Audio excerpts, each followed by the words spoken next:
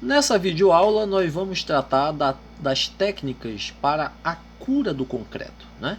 Mas precisamos conceituar isso, né? O que é cura? Qual a sua necessidade? Então, vamos lembrar que o cimento que compõe o concreto é basicamente composto de calcário e argila. Às vezes minério de ferro, enfim, mas o calcário e a argila são as matérias-primas principais da produção do cimento. Esse material é colocado num forno giratório, numa fábrica de cimento, com altíssima temperatura, e ele se solidifica formando pequenas pedrinhas que nós chamamos de clinker, de cor escura. Ao final isso é moído e colocado um material fino, como gesso, por exemplo, dando origem ao que nós conhecemos como cimento. O cimento, material principal da mistura do concreto, quando ele recebe água, ele gera uma reação química. Essa reação química tem um certo período para iniciar, e quando inicia, nós chamamos que está iniciando o processo de hidratação. Então, nesse processo de hidratação da reação química, há a liberação de calor, porque é um processo exotérmico. Nós chamamos isso de calor de hidratação. Dentro desse processo, há a formação, né, o clinker que estava ali no cimento em reação com a água, começa a formar silicatos de cálcio hidratados dentro do processo químico. E isso gera a formação de cristais. Esses silicatos de cálcio hidratados vão se cristalizando e formando o que nós chamamos de concreto, depois de um certo tempo endurecido, que é uma pedra artificial, né, formada de cristais. Então, qual é a grande preocupação? Para haver esse processo químico de algo pastoso, que foi o concreto, até algo endurecido, é importantíssimo, primordial que se controle a água, porque ela é o catalisador do processo. Eu não posso ter uma perda precoce dessa água que está na mistura. E um dos elementos que essa água pode evaporar é justamente o próprio calor liberado da reação química. Eu preciso controlar isso. Mas existem outros fatores que eu preciso controlar durante a cura. Temperatura ambiente, né? Em locais com temperatura muito alta, isso inclusive precisa de muito mais cuidado. Ação do próprio vento, a umidade, tanto a falta quanto o excesso, isso também vai influenciar na questão dessa água não evaporar da mistura precocemente. Então, ao processo de manutenção da água no interior do concreto, com a finalidade de hidratação, dá-se o nome de cura. Então, curar o concreto é evitar com que essa água saia precocemente da mistura e haja impacto no processo de hidratação e, portanto, na formação dos cristais necessários para o endurecimento do concreto, e ele atinja a resistência especificada em projeto. Um concreto mal curado é menor resistência, é menos resistente, e provavelmente aparecerão fissuras nesse concreto por conta da hidratação não ter sido convenientemente realizada.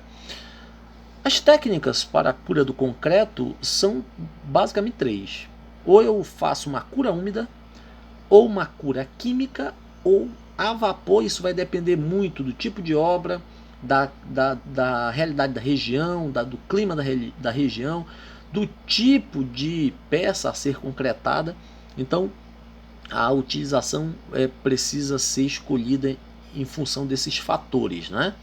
Dentro da cura úmida, eu posso ter basicamente quatro etapas, ou quatro tipos. Lâmina d'água, onde eu coloco uma lâmina, faz uma borda de argamassa ao redor de toda a laje que acabou de ser concretada, né, no outro dia, e se coloca uma lâmina d'água, enche de água, fica uma piscininha, né, algo aí em torno de 2 centímetros, e essa água vai manter uma temperatura adequada, vai criar uma lâmina em cima da laje, de forma que, principalmente, ou pelo calor de hidratação, ou pelas ações ambientais, de calor, por exemplo, do clima do local, vai evitar com que essa água evapore antes da hidratação da mistura do concreto. Isso também pode ser feito colocando areia úmida em vez de uma lâmina d'água, areia, uma camadinha de areia em cima de toda a peça e umedecida, molhada. Ela vai manter uma temperatura adequada para evitar que a água evapore precocemente. Ou uma serragem, pó de serra, da mesma forma como areia, umedecida em cima da laje. E por fim, uma manta úmida, também pode ser usado, molha a laje, coloca uma manta que seja uma manta absorvente, às vezes o próprio saco do cimento, que é um material absorvente, é colocado molhado, né, mantido molhado e colocado em cima da laje, como se fosse uma manta, para evitar que a água da mistura do concreto evapore precocemente, criando problemas para a mistura. Essa cura pode ser química, geralmente com a pulverização de produto químico, da forma como o profissional está colocando aqui. Esses produtos químicos são produtos à base de resinas sintéticas, que criam, na verdade, uma película protetora em cima da peça concretada, fazendo com que haja a retenção da água e ela não seja perdida precocemente para o meio exterior. Geralmente utilizada a cura química em pavimentação de concreto, grandes áreas pavimentadas de concreto, né? E temos ainda a cura a vapor. Geralmente é uma técnica que deixa sempre a umidade relativa em 100%, com a temperatura do local em que a peça está sendo curada, inclusive controlada, né? Então, isso é muito utilizado em climas frios. Por quê? Porque no clima frio você também não tem aquela questão de uma perda excessiva, como se fosse no clima quente, uma perda excessiva de água. Mas existe a possibilidade de você também segurar essa água fazendo essa cura a vapor. Aqui nós temos um gráfico de cura versus resistência do concreto.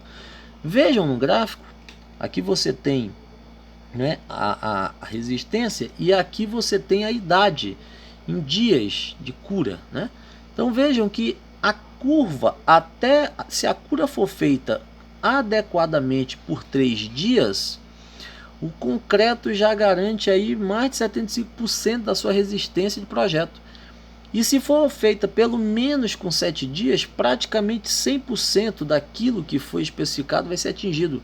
Então vejam a importância do processo de cura para a manutenção da resistência do concreto especificado em projeto, porque quanto mais tempo esse concreto passa curando, e o mínimo que ele tem que ser mantido úmido é pelo menos 7 dias, quanto mais tempo você tem, mais resistência esse concreto ganha, porque os cristais se desenvolvem de forma mais adequada, há um processo de hidratação da mistura adequado e endurecimento conforme necessita de um material como o concreto. Então, quanto mais tempo a cura for feita e adequadamente, mais resistente será esse concreto.